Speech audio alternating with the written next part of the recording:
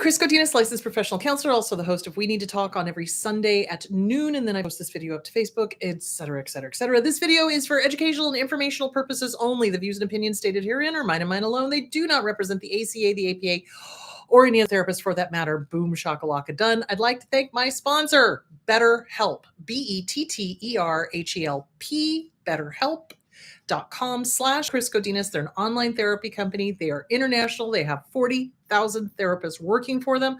I've had great feedback from them, so from people using them. So thank you, BetterHelp.com/Chris Godinez. Hold one moment while I turn off this overhead light. I totally forgot to do that. Holy cow, that's much better. Okay. Hello. Okay, what was I going to say? Okay, did that. If you guys could share, like, subscribe. Apparently, YouTube is doing its thing again, and it's getting rid of people, and people are not getting the notifications. So make sure that you have the notifications button pushed, and that you're liking these videos, and that you're sharing these videos, because the more people that get educated to this stuff, the quicker I can retire. So that would be awesome. Okay. All right, let's get down to what is up. Hello, everybody. Aloha. Okay, so current event. So there's a couple of things going on that I wanted to talk about. One is that they've done studies now on online predators, and there is a huge problem with kids getting sexually assaulted by online predators. In other words, they meet the predator online. They present as somebody either younger, or they present as harmless, or whatever sexual predators do. The kid goes off to meet them, and they end up being sexually assaulted.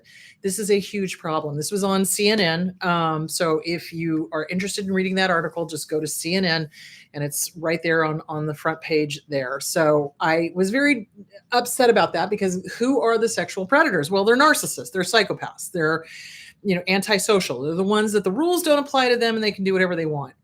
So if you have got children that are going to be on social media, please, please, please educate them about it's no different. You wouldn't have your kid just go talk to a stranger on the street and tell them everything, right? It's no different on social media. So teach them safety on social media, not meeting somebody you have not met in person on your own, not telling mom and dad what's going on social media. So, it's huge. So there's that. And that caught my attention because, again, who are the people who are the predators online? It's antisocial, it's psychopaths, and it's narcissists. So kids need to be educated 110%. And I sometimes hear parents go, oh, well, I don't want to, frighten them, or I don't want to take away their childhood. Okay, I hear you. I hear you. However, we are not living in Mayberry RFD. We are not. We are living in a world where there is a certain segment of the population out there that thinks it's perfectly okay to go online and troll and look for kids and do horrible things. So they need to be educated, just the same as if you were teaching your kid how to navigate, walking through a city in real life. It's an online city is really what it is. You don't go down dark alleys. Don't go down dark alleys. Do you see where I'm going with that? So you want to talk to your kids about safety online, and you want to have parental control. And I realize teenagers everywhere are going to be like, no, I don't want you to know what I'm doing. Well, until you're paying the rent, guess what?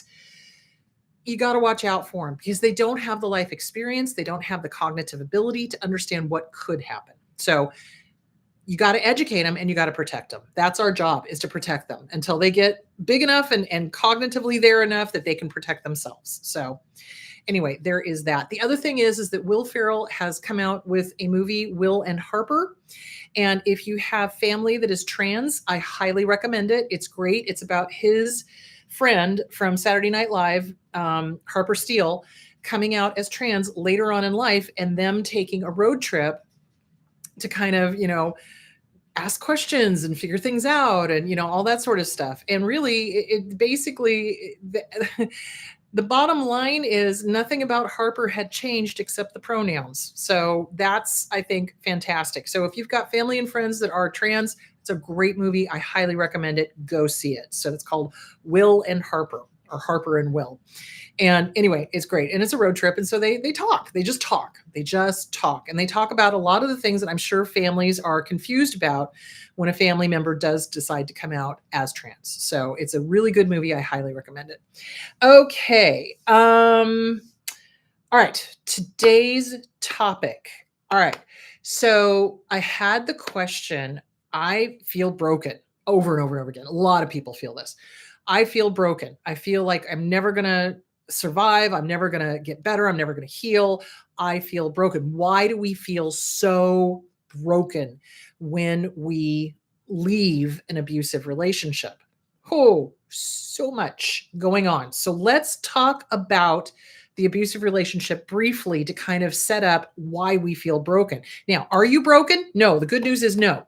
You might be dented a little bit for sure. We'll talk about that, but you're not broken. There's always hope. So, okay, let's talk about the abusive relationship, how they set us up to feel broken. When we are in a narcissistically abusive relationship, they are manipulative as the day is long. If their lips are moving, they're lying. And they gaslight and they make us not trust our own gut. Black is white, green is yellow, up is down. I never did that. I never said that. What are you talking about? Gaslighting, right? So we don't trust our own gut. We don't remember who we are. We forget who we are. We become very codependent. And why? What is going on? We have a lot of cognitive dissonance. Maybe our friends have recognized that person's not good for us and has pointed it out, and we reject the friend rather than rejecting the love interest. Cognitive dissonance. Incoming information does not match what we want to believe. So when we do finally leave, or they leave us, sometimes that's the situation, is that we don't leave them, they leave us. It's like that illusion shatters of who we thought they were, like totally shatters. Reality no longer exists. The reality that we knew no longer exists. That's a freaking scary place to be in. I mean, that's like existential crisis. That's like, who am I? What is going on? What happened to my perception? What the hell?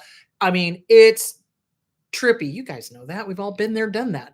But we feel broken because that illusion has shattered, not only of who we thought they were, but who we thought we were in relationship to who we thought they were.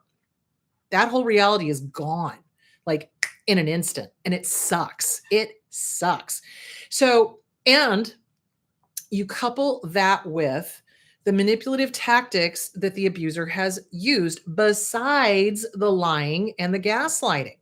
The other thing that they do is they get us addicted to them, not to the abuse. Every single time I hear a person who's not a psychologist or a psychiatrist or a counselor or anybody having to do with mental health say something along the lines of, oh, well, they must like it or they would have left, I want to throat punch them. I really do. It's like, you don't know your ass from a hole in the ground. Shut the hell up. You know what I'm saying? What we are addicted to is them, because they do the intermittent positive rewards. Okay. I love you. I love you. I love you. I hate you. I hate you. I hate you. I hate you. I love you. Love, love, love, hate, hate, hate, hate, hate, hate, hate, hate, love. And we get used to living in that norepinephrine, dopamine, serotonin, adrenaline rush when they come back to the love bombing. We do, because we're living in anticipation our entire relationship. Think about it. When they're good, we're anticipating when they're going to be bad. When they're bad, we're waiting for them to be good. So it's this constant roller coaster, up, down, up, down, up, down, up, down, up, down, up, down. And it's addicting. It is addicting. We do not get addicted to the abuse. We hate the abuse. We hate it. We hate it. But what we get addicted to is them.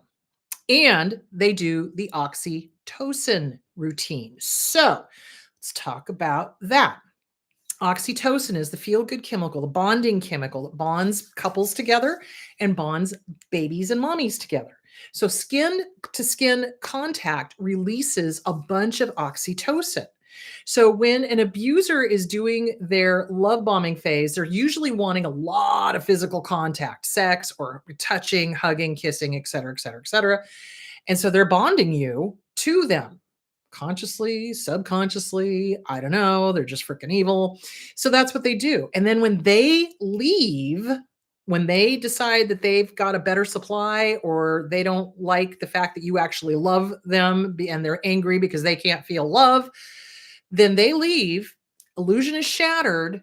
They're not there anymore. Our bodies start producing oxytocin like nobody's business in a misguided attempt to get the relationship back again. And then when that relationship does not come back, we then go through massive withdrawals. And it feels like we're broken. Boom. There it is. So we're dealing not only with the emotional abuse, not only with the cognitive dissonance, the fog, the fear, the obligation, the gaslighting, the up is down, left is right, green is yellow. Not only are we dealing with that, and also the whole you thing. You know, they blame us for the relationship ending as opposed to taking a look at what they've done, right? Because they'll never take personal responsibility. So, you know, we're questioning who we are. We've got cognitive dissonance. We're still got a little bit of fog going on. We're like having an existential crisis. We no longer feel like we know who we are because we based our existence on being with this person, right? Because that person was amazing. Remember, when they're good, oh my Lord, the sun comes out and shines down and everything's great. But when they're bad, oh my Lord, it dries up. So we also have that addiction component going on, and we are going through withdrawals, and we don't trust who we are. We've forgotten who we are, which is why I keep hammering home work on the CPTSD from Surviving to Thriving workbook by Pete Walker and work on the self-esteem workbook by Glenn Schiraldi and the Disease to Please by Harriet Breaker and or Facing Codependency by Pia Melody. So we do. When all of this happens, all of the illusions are shattered, everything's gone. We are, it's like that Natalie Imbruglia song. I think that's how you say her name. Torn, you know, illusions never changed into something real. I'm wide awake and I can see the perfect sky is torn. You know, that song encapsulates the end of an abusive relationship. So we feel broken, but we are not broken. We're not. It feels like it. And it hurts. And I'm sorry. And I really hate that anybody ever has to go through it, which is why I want as many people as to teach their kids as possible so that nobody has to go through this again. And the narcissists can just go annoy each other. Wouldn't that be nice? Oh, I'd love to just ship them off to Mars with no oxygen. Anyway, the point being is that not kidding. I just want to let you know if I could, I would. Well, no, because that'd be bad karma. That'd be bad karma, but it's a fun thought.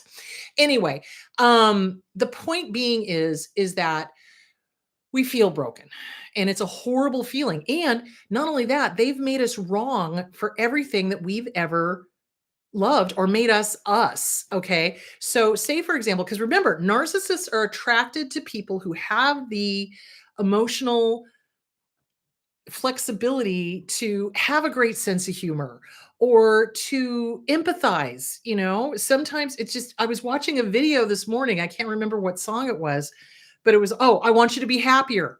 And it's all about the little girl with the dog and grew up with her. Oh, I got to turn off the sound. Whoops, there we go. The dog grew up with her, and then the dog dies of old age, basically. And oh, see, I'm going to tear up now. And it was all about her journey with that. And then she becomes a mom, and then grandpa gets the granddaughter a dog. And I was just a mess. Oh my God. Narcissists can't relate to that. They don't get it.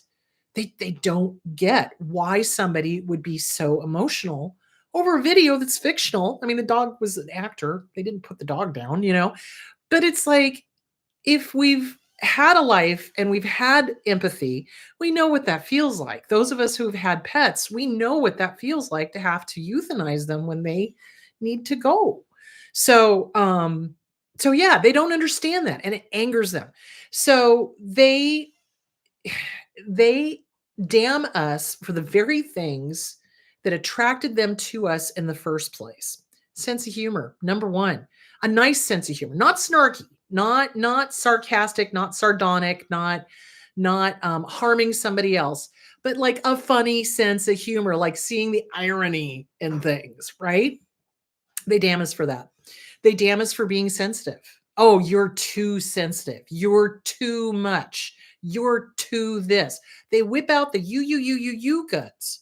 And of course, because we love them, we believe them. Oh, my Lord. So we have to undo all the brainwashing that they did to us. And they make us believe that we're not good people. They do. And their fondest desire, listen to me now, believe me now, their fondest desire is for you to off yourself. That's really what they want. They want you to get so low that you exit stage left. And then they can sit there and go, oh, look at that. They killed themselves over me. If that's not evil, I don't know what is. So yes, we feel broken and it does feel never ending. However, that's your inner child. So let's talk about that. So, Inner Child Workbook by Catherine Taylor or Regaining the Inner Child by Lucia Cappuccioni. Now, the Cappuccioni one is more cerebral. It's more you write with your non dominant hand, the child, and with your dominant hand, the adult, and you have conversations back and forth. The Catherine Taylor one I like because it's experiential. You hold yourself as a baby. You spread out a blanket and you throw some applesauce in your hair and see what happens. I personally had a lot of fun with that. So, because clearly nothing happened when I was a toddler. So, anyway, it's the inner child because little kids, think about this. Little kids cannot conceive of the present moment not lasting forever. It's not going to last forever. However, it is going to be extremely uncomfortable, probably for about a year. That's when the most intense grieving, because we're also grieving. Lord, this is a huge topic. So, and in this country, we have a real problem with people grieving because, oh my God, we're having an emotion that's not happy, happy, joy, joy. So, as I smear my lipstick everywhere, hello.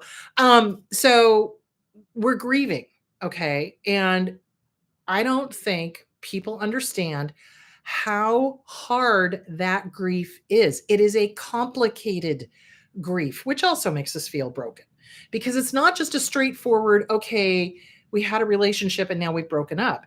It is complicated. I love you, I hate you. I love you, I hate you. I love you, I hate you. I love you, I hate you.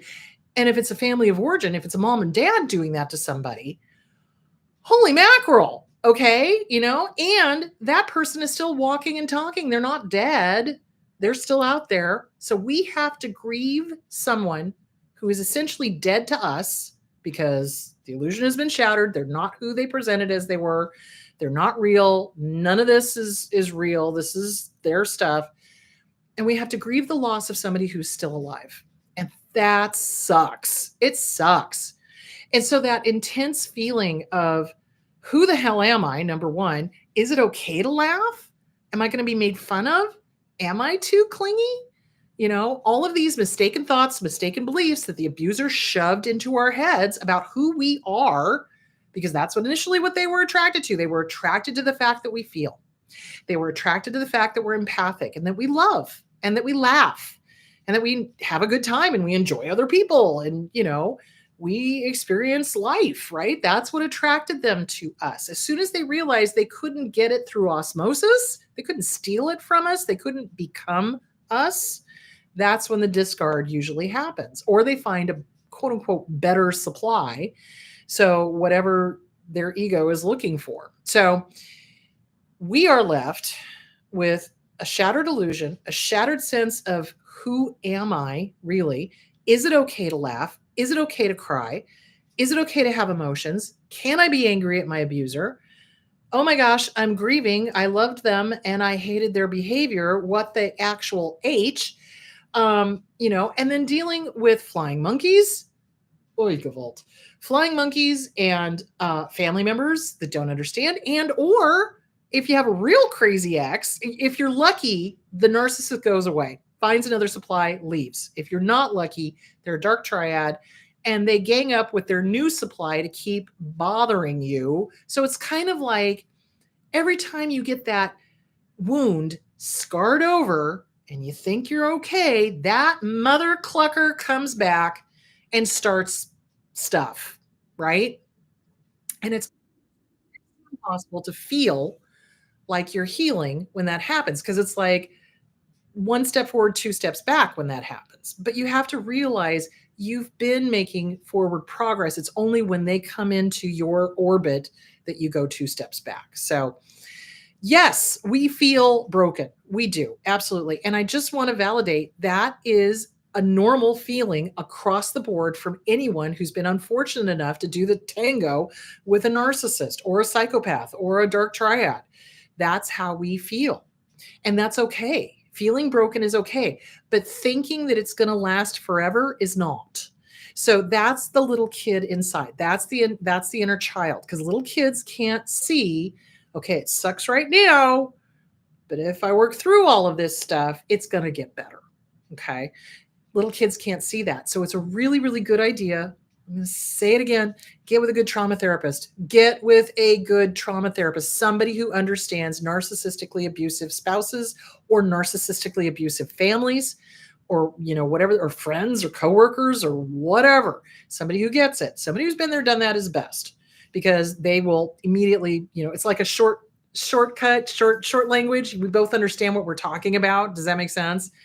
So, you want to get with a good trauma therapist, and you've got to work on the inner child. Absolutely. This will get better. It does. Everyone feels broken when one of these relationships crashes and burns. It's just universal. I don't know of anybody who's come out unscathed from an abusive relationship. I really don't. I mean, some are not as dented as others, but everyone is dented for sure, because they're messing with our minds. Like, literally, I've said it in the past, I'll say it again.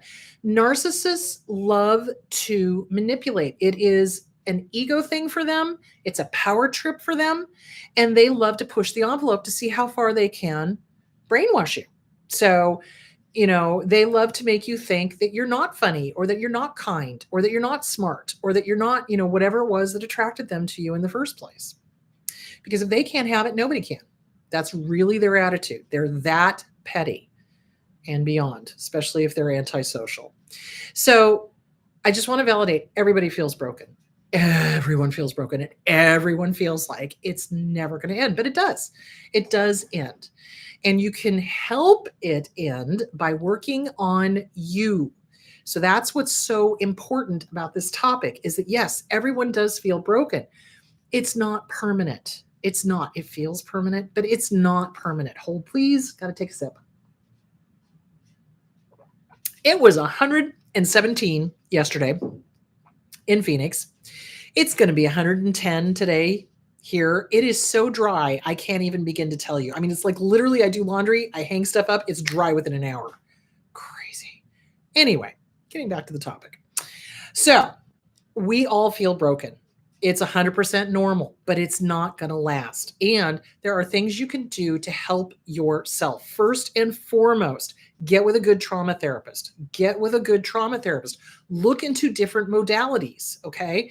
EMDR is a great one. If bypassing the trauma and being able to recall it without going into a trauma response, that's a great one. EFT is another one. Emotional freedom therapy, that's a great one. CBT, talk therapy, that's a great one. So DBT, mindfulness, there's a whole bunch of different modalities for this. So my advice is to interview the therapist to make sure they know their ass from a hole in the ground. Because again, I get so tired of people coming to me going, yeah, this therapist said they knew what they were doing, but they didn't. And I'm like, oh, don't get me started. So you definitely want to interview them. You definitely want to find a modality you like, some people like EMDR, some people like EFT, some people like CBT, some people like DBT. And there's thousands literally of other modalities that I don't have time to list, but yeah. So recommendations from people who have used them is always a good thing. So word of mouth, that's always a good way to find a good therapist. Doing the work. So when we feel so broken, and remember, narcissists are terrified of therapy. They don't want anybody going into therapy. They don't. They want nobody to go into therapy. They want nobody to get better. So they villainize therapy. They villainize support groups. They villainize your friends that could see what pieces of crap they were. You know what I'm saying? So you want to reconnect with the family and the friends that saw what was going on. If they're good, if they're supportive. If they're not, if they're flying monkeys, no, have nothing to do with them. You want to go absolutely no contact with the abuser. Now, here's the danger point. Like I said, what the abuser will do is they'll wait until we've healed somewhat. And it's an ego trip for them to come back and cast the fishing rod and see if they can reel us back in again. And of course, there's that wounded child inside of us that so desperately wants to reconnect with that person that we thought they were. But this is when you really got to pump the brakes and you got to be like, whoa, whoa, whoa, whoa, whoa, stop. They showed me who they are. Somebody who loves me is not going to damn my sense of humor, tell me I'm stupid, tell me I'm a bad person, tell me I'm this, tell me I'm that. Do you see where I'm going with that? And the person that wants to get back together again is generally the inner child. Now, if there is family of origin abuse on top of all of this, the dysfunction feels normal. So the love, hate, love, hate, love, hate, the intermittent positive rewards, that feels normal. That is not normal, guys. That is not normal. A healthy relationship is consistent. It is not the high and the low lows. It's consistent. I mean, there's little bumps in the road for sure, but it's not like I hate you, I love you, I love you, I hate you, up and down, up and down, up and down, up and down. Oh my God, do they love me? Do they not? Do they love me? Do they not? There's none of that. There's none of that anticipation. It's secure. It is a secure attachment. Oh, now we're getting into attachment theory. Okay, so if you have insecure attachments, if you have avoidant attachments, you are more likely to seek out a relationship that's going to mimic that. Why? Inner child. Oh my God. So what happens is that little inner child looks at the family of origin, looks outside and goes, oh, look, there's somebody who kind of sort of reminds me of the parent that I had the hardest time with, mom or dad, doesn't matter, or grandparent or whatever. I know if I can make them love me out here, I prove mom or dad or both wrong. Half of a doo-doo sandwich, half of a doo-doo sandwich, total doo-doo sandwich. So this is why it's hugely important to get into therapy, start working on the inner child issues, start working on the family of origin issues, start working on the self-esteem, build your self-esteem, build your boundaries, know your worth. Whatever they put you down for is the thing that they were most attracted to. Remember that. So even though it feels icky, even though it feels like, oh, I shouldn't smile, or I shouldn't be so loud, or whatever. That's what attracted them to you. So guess what? Own it. Own it. Yep. I am funny. Yep. I have a good sense of humor. Yep. I laugh loudly. It's okay. Whatever they damned you for, you know what? That's what makes you you. So everyone feels that. Everyone gets that, it's going to last forever. Oh my God, I can never laugh again. I can never love again. I can never da da da da da da da da da. No. So just remember, the most dangerous time is when you are healing, you have gone no contact. They'll try to come back and see if they can reel you back in. The other thing I've seen them do is 20 years later, 20 plus years later, you'll get an email or a text or a message on Facebook or something. Hey, it's been a long time. I was just thinking about you. How nice for you. Delete. Don't even consider it. And I can guarantee you that little kid inside of you is going to be like, oh, maybe they've changed. Leopards do not change their spots. They don't. They've shown you who they are. Don't even risk it. Don't even risk it. This planet has got 8 billion people on it. They are not the only one you are going to connect with. And the connection you had with them was a lie because they were lying. They weren't even being real. They don't like Mexican food. They don't like funny movies. They don't like, I'm just pulling this out, but they'll say whatever they need to in order to connect with you, And so then it turns out, no, they don't like whatever it is you said you liked, like Mexican food, or they don't like funny movies, or they don't like, and of course they wouldn't because they don't have a sense of humor. Their sense of humor is very snarky. It's very snitty. It's very dark. It's very sarcastic, sardonic, not kind, not nice, not fun, not ironic. Irony I love because it's kind of like, well, isn't that ironic, But yeah, it's always hurting somebody, and that's not okay. That's not okay. So, kind of to wrap this up, is that everyone feels broken. It is not permanent. It feels permanent. It's not permanent. You are going to be going through the heaviest lifting of healing yourself in that first year. Why?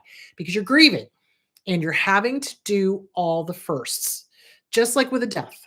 So the first 4th of July, the first Labor Day, the first Halloween, first Thanksgiving, first Christmas, first New Year's, first birthday, first anniversary, first Easter, first Memorial Day, and then the anniversary of the breakup.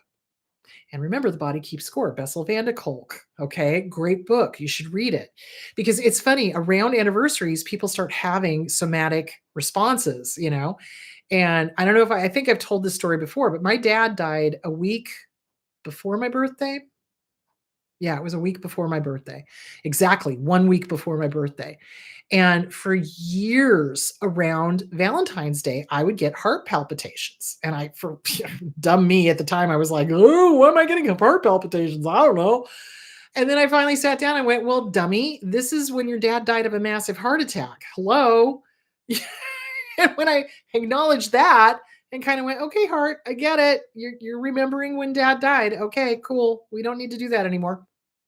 I stopped having them. So our bodies do keep score. They do remember. They do have somatic memory.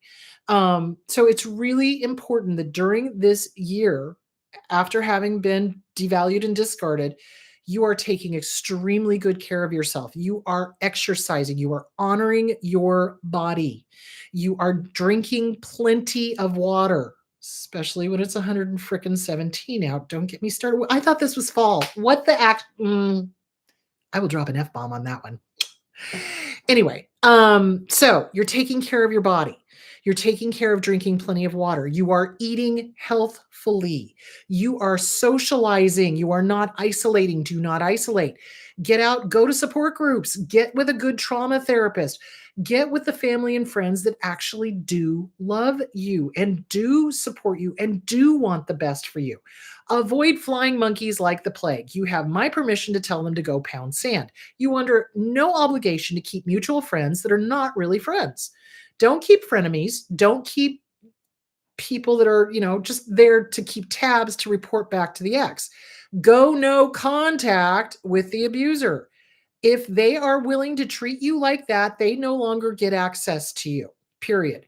And anyone who's willing to think the worst of you does not deserve the best of you. So let them go. You're going to write and burn, go pound sand letters to the abuser. You're going to work with your therapist. You're going to work all of the workbooks that I've always talked about on here. Self-Esteem Workbook by Glenn Schiraldi, CPTSD From Surviving to Thriving by Pete Walker, The Disease to Please by Harriet Breaker, Facing Codependency by Pia Melody. I'm missing a bunch more, but you're going to go through all of that. Now, quickly, and because I know we're coming up on half an hour, I think we've already passed it. Yeah. Divorcing one of these people is going to be a continual puncturing of the healing over, okay? Because you're going to be having to have contact with them and they're going to be nasty. That's why it's vital that you have a therapist to help you through it, okay? You must learn to not respond to every poke, to every prod, to every nastiness. When they send you a lengthy novel-like text, received, that's it. That's all you got to say, unless it has directly to do with the divorce or directly to do with shared custody. So yeah, we all feel broken when that happens. It's normal. And especially if we come from a family of origin where there was abuse in the family or dysfunction in the family, that feels normal, but it's not. So that kind of nasty behavior, no. Healthy relationships are consistent. They're not up, down, up, down, up, down, up, down. And it's like putting on a comfortable pair of slippers. So take super good care of yourself. And when you start doing the whole, oh, I'm broken, I'm broken, I'm broken, I'm never going to get better, take a deep breath, go to the mirror. Hi, good to see you again. I know you feel like you're broken and it's never going to get better, but guess what, kiddo? It is going to get better. And you're not broken. You've been dented by somebody who was abusive and you did not deserve that. And I love you. Go have a good day. Start building yourself up. You got to reparent yourself. So There that is. Okay, let's hit the questions and see what's there. And of course, I don't have my glasses on. Holy cow, what does this say? Okay. Does the golden child accuse the scapegoat of being the golden child? Oh my God, yes. So narcissists will accuse the target of abuse of being the narcissist. They project. So abusers project. Abusers will go, well, it's you, it's you, it's you. It's the you guns is what I call them. So anytime anyone pulls out the, well, you're this and you're that and you're doing this and you're doing that, take a look at this. There's two fingers pointed out at you, but there's 6 fingers pointed right back at them. They are talking about themselves. Again, healthy, normal people do not whip out the you guns. They just don't. You know, if something's wrong, they go, I feel, name the event, when this happens, and here's what I'd like to see different. There's none of this blaming, shaming, guilt tripping, fear, obligation, guilt. Does that make sense? So that's what they're doing. Yes, they absolutely do that. And abusers will turn around and accuse the person they've been abusing of being the abuser, which just, again, Alice through the looking glass. You know, I bet it's what they do because they cannot, their egos cannot handle that they're the bad guy. In their story, they're always going to be the hero or the victim. They will never be the bad guy. Okay, let's see if that's the only part of that question. Okay. Yes, they are jealous. Narcissists are pathologically jealous. So along with that question of accusing the scapegoat of being the golden child, they are jealous over anyone, sibling, parent, stranger, friend, boss, coworker, who has something they don't have. It makes them livid to the core that they don't have it. They are pathologically jealous. Yes, they are. They're jealous of a lot of things. Okay. If a narcissist is so scared of being exposed, why do they keep doing the things that are high risk for them being found out? There's a great line from Top Gun, and it said, it's one of the commanders was talking to Tom Cruise's character, and he was like, son, your ego is cashing checks that your body can't afford, or something to that line. So narcissists' egos are so ginormous, and their magical thinking is so ginormous that they can't conceive of them ever getting caught. They will tell you exactly what they're going to do to you, right? You know, I mean, a healthy, normal person would be like, you probably don't want to give that away if that's your plan, you know?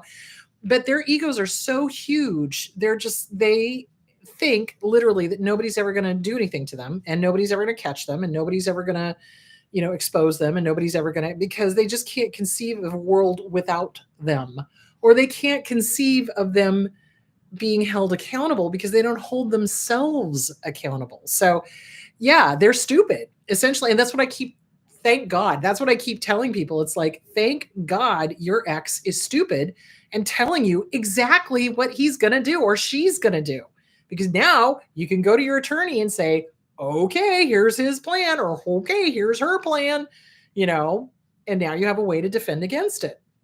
And they do that. They absolutely, because it makes them feel powerful. So they'll just blurt out what they're going to do because it feeds their ego, because it's like, oh, I'm going to get my revenge. I'm going to do this. I'm going to do that. Da, da, da, da, da. And they expect you to cower in fear, as opposed to, I'm taking notes. Yeah. Oh, this is good. Oh, let me document that. Okay.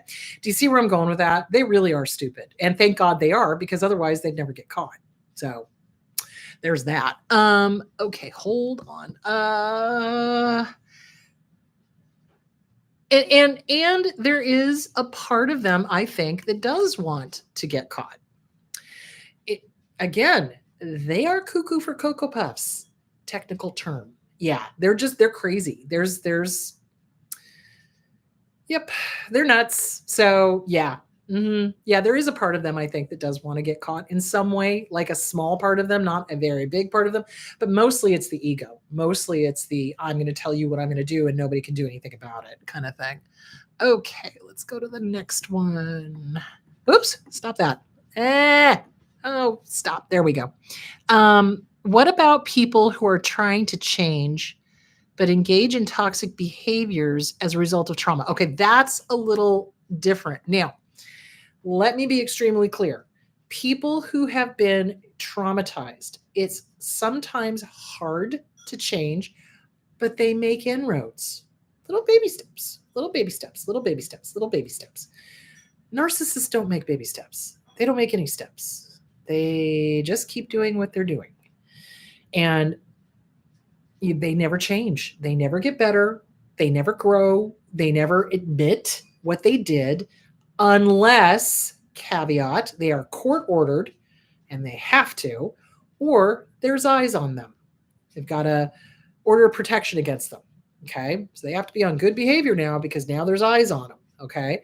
They don't change. They don't. They never feel like they're wrong. They are not introspective. They don't ever wake up in the middle of the night, like many of us do, stare at the ceiling and go, oh my God, what is my part in this? Holy cow, I need to change this. Let me work on that. They don't ever do that. They never admit they've done anything wrong ever, like ever. So they're not introspective. They'll never take responsibility. There is no personal responsibility for them because in their minds, they're perfect and they've never done anything wrong. And they'll never admit to it. And if they do give an apology, it's a narcissistic apology. I'm sorry, but I'm sorry you made me feel that way. I'm sorry you made me do this. And then they do the behavior over and over again. The apology is not in the pretty words. The apology is in changed behavior. And if you'll notice, in the history of never has there ever been changed behavior from a narcissist. Or if there was changed behavior, it was court mandated or there were eyes on it. And it was insincere. And as soon as they can, they go right back to the way they were. So with trauma, though, continuing to do that trauma cycle, a lot of us do until we're able to step out of the trauma cycle and start working on ourselves. Why? Because if we're stuck in the trauma cycle, we're focused outwards and we're not dealing with what's going on in here. And for a lot of trauma survivors, it's terrifying to start working on us.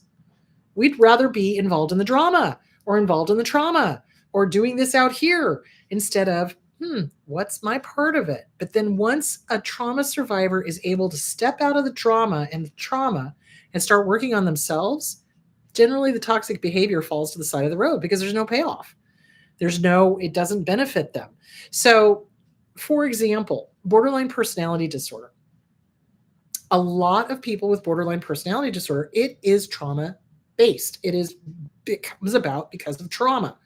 Okay.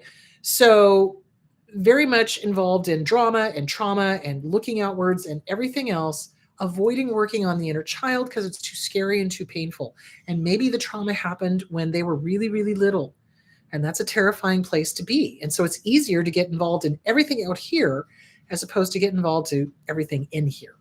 So once, though, they hit a certain age, most people, not everyone, but most people with borderline personality disorder hit an age where it no longer serves them to be in the trauma cycle because they've lost friends, they've lost jobs, they've lost, family members, people don't want to be around that kind of drama. They don't want to be around that kind of trauma. And so then they go, oh, okay, well, this isn't working. Let me go to therapy. And then they start working on themselves. And once they start working on themselves, they can undo the behavior. Why? Because the behavior is learned. It's learned. It's a learned behavior that they got from their family of origin. How to survive a crazy family? Well, you kind of go crazy yourself sometimes. So yes, that can be worked on, but narcissists don't change. They don't even try. And the only time they do is if they're court mandated, if somebody's got eyes on it. That's the only time they do it. Other issues, like trauma and borderline, boy, when it gets too painful, yeah, they go to therapy and they start working on themselves and they can get better, but it takes consistent work. It means having to really take a long, hard look in the mirror, own up to what you've done, own up to how you're feeling, own up to your emotions, allow yourself to have emotions. How many of us were told that we couldn't have emotions if the abuser didn't approve of it? So allowing the emotions, allowing our feelings, allowing us to take personal responsibility. I think a lot of us, if we were raised by narcissists, got the impression that personal responsibility was a bad thing because in their minds it's blame. Okay, personal responsibility is not blame. Personal responsibility is standing up and going, you know what, I made that mess. I did that. I need to own it. I need to clean it up. I need to make amends for it. And then I need to figure out how to move on. And that's maturity. And narcissists are not mature. So there that is. I hope that answered the question. All right, let's see what we got. Oh my goodness. Do you think that narcissist enablers can be as much of an abuser as the narcissists themselves? Yes. Absolutely. And that is something that my clients and I talk a lot about because there may have been a saner parent, just like with my mom. My mom was the saner parent, but she enabled my dad, who beat the shit out of us, who shouldn't have said that word, whoops, who sexually molested us, who, was inappropriate. She did nothing. She did nothing. So what is that message? What is that message that that enabler gives to that kid, which is, oh, well, you're not valuable. No, the money is more valuable than you are. No, the security is more valuable than you are. That's the message that we get when we have an enabler that enables the abuser and doesn't protect the kids. Is it as damaging as the abuse? Yeah, I think so. Absolutely. It's damaging in a different way, but it's still damaging. You bet. So that's why I think a lot of people are surprised when they get into therapy. And initially, we'll focus in on the abuser because obviously that's what's coming up. But then at some point, it's going to be like, and where was your other parent? Where were the teachers? Where were the people that should have been reporting? Where was this? Where was that? Do you see where I'm going with that? And oftentimes they have to start dealing with that other parent now and realize that, okay, yeah, they were the saner of the two, but they enabled. They enabled. So you write and burn, write and burn. Dear mom, dear dad, whoever the enabler was, this is how you affected me. This is the message I got by you not protecting me. And you write it all out, get as angry as you need to, trot it out to the barbecue, burn it, write another one.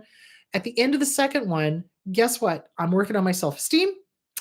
What you did has no effect on who I am as a person. It speaks volumes about you and nothing about me. You do not get to live in my head rent-free one more second. I forgive you or not. You don't have to. You don't have to forgive the enabler. You don't have to forgive the abuser. You don't, but you do have to let them go because you don't want those mother cluckers living in your head. So guess what? I'm evicting you from my head. You don't get to live up here rent-free one more second. Bye-bye. Bye-bye now. Bye-bye. Go pound sand. Bye-bye. Bye-bye. Do you see where I'm going with that? So that's what you want to do. All right. Let's see what we got. How do you stop hating yourself for being abused? If only loops. Oh, yeah. If only I left. If only I ran away. If only I was honest. If only I fought back. It's crushing for me today. Gentle with you, my love. So here's the deal. We could not have done anything different than what we did. If we were ready to leave, we would have. No judgment. No judgment. And I think part of it comes from society because people who are not mental health therapists and don't understand mental health at all don't understand how hard it is to get out of an abusive relationship. There's really 3 ways to get out of an abusive relationship. One is they kill you. The second one is they leave, which is usually the best case scenario. The third one, and the most difficult one, is for us to leave because we have to let go of all those illusions, all of that hope, all of that, but I love them, all of that, all of that. And it's hard. And anyone who is playing Monday night quarterback with you needs to shut the hell up and sit the hell down because they don't know what they're talking about. So you have nothing to be ashamed of. And we do that. We always do the whole, well, what if I'd done that? If only, if only, if only. I don't even know where my book is. See, I'm cleaning my office and I don't know where anything is now. So in my book, What's Wrong with Your Dad, I talk about when he died, I went through the whole if only he was sane, if only he had gotten help, if only he'd been a different parent, if only his parents had been different, if only. It could not have been any different other than what it was. It is what it is. It was what it was. We did what we could with the knowledge that we had at the time. Honest to God, if any of us had the knowledge that we now have today, like years out of the relationship, none of us would get involved in an abusive relationship. So at the time when we were in the abusive relationship, we did not have the knowledge. We did not. Listen, if abusers were consistently abusive, none of us would have anything to do with them. If abusers literally, walked around with a sign on their forehead that said, I'm an abuser, I'm going to love you and hate you, I'm going to do this, I'm going to do that, none of us would have anything to do with them. What they do instead is they hit us with the love bombing. Oh, you're the only one that can understand me. You're the greatest thing that's ever happened to me. Oh my gosh, I want to be with you all the time. I want to, and in the beginning, it's heady, and we fall for it because we want to believe, because we are good people and we believe what other people say because we haven't learned yet that these types of people do not tell the truth. If their lips are moving, they're lying and they want something. There's always an agenda. And we couldn't have known that. We could not have known that. So the if onlys, what you got to do is you got to be like, dear with if onlys, bye-bye. I'm breaking up with you. Write him a goodbye letter. I'm not doing the if onlys anymore. I didn't leave because I couldn't, because I didn't have the knowledge, because I didn't have the money, because I didn't have whatever. And I refuse to feel ashamed or guilty about that. Not doing it. I'm not going to hate myself for it. So how about you, if only, go pound sand. Bye-bye, if only. Bye-bye now. So do not beat yourself up. You didn't know what you didn't know, and you did the best you could with what you had. And you got out when you could. So no more if onlys and no more hating yourself. This is something else that I've heard survivors say too. Oh, I wasted so much time. Stop. No time is a waste. Even if it's spent in an uncomfortable, abusive situation, you learned. You learned. You know what to look for now. You know what to look for now. You know how you never want to feel again. That's valuable. Painful, but it's valuable. And it's not wasted time. It's not. You learned a very valuable lesson. So I think changing the way you think about it is going to be very, very important. Thought stopping. So when the if onlys pop up, you go, I hear you. I see you. I hear you knocking. You can't come in. I did the best I could with what I had. I left when I could. And guess what? Good enough. It's good enough. Because before I didn't have the knowledge. I didn't have the money. I didn't have the whatever was going on. Didn't have it, but now I do. And now I'm out. And now I'm safe. And now in this present moment is all that matters. So goodbye. If onlys, go pound sand. Gentle with you, my love. Gentle. We all do that. We all do that. Okay. I think that is it. All right. So next week, I want to talk about more thought stopping. I want to talk about thought stopping. I want to talk about what ifs, if onlys. I want to go more in depth in that. I want to talk about changing your thoughts, because how we speak things is how it turns out. And often we don't even realize that we're sabotaging ourselves by going down this really negative rabbit hole. So I want to talk about changing our thoughts. So we're going to change the way we say things to ourselves. We're going to change the way we talk to ourselves. And for some people, this is like a brand new, oh my God, this is so uncomfortable. I've never been nice to myself before world. So get used to being uncomfortable. We're going to be nice to ourselves. So we're going to do that. All right, you guys, go have a great week, and I will talk to you next Sunday. Bye.